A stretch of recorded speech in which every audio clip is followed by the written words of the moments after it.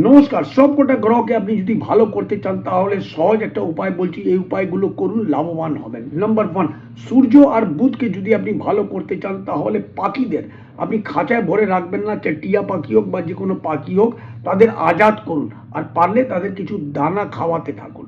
Number 2 হলো আপনার জন্মছকে যদি বৃহস্পতি আর শুক্র গ্রহ যদি খারাপ আছে তাহলে গরিবদের আপনি দান দিন। আপনার শ্রদ্ধা হিসাবে তাদের যতই পারেন আপনি সাহায্য করুন এবং তার সাথে সাথে তাদের বই, পেন, পেন্সিল, খাতাও যদি আপনারা দান দিতে শুরু করুন, আপনার এই দুটো গ্রহ ভালো হবে।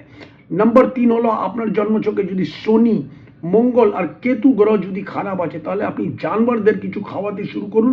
যেমনি ধরুন আপনি কুকুরের যদি সেবা করেন, কুকুরকে যদি খাওয়ান, অতি অবশ্যই লাভবান হবেন। আপনার জন্মছকে যদি চন্দ্র আর রাহু যদি খারাপ আছে তাহলে পিঁপড়েকে কিছু খাওয়ান, লাল পিঁপড়ে হোক বা কালো পিঁপড়ে হোক, তাদের কিছু খাওয়াতে থাকুন, দেখুন আপনার ভালো হবেই হবে। এই ধরনের উপায় করুন, আপনার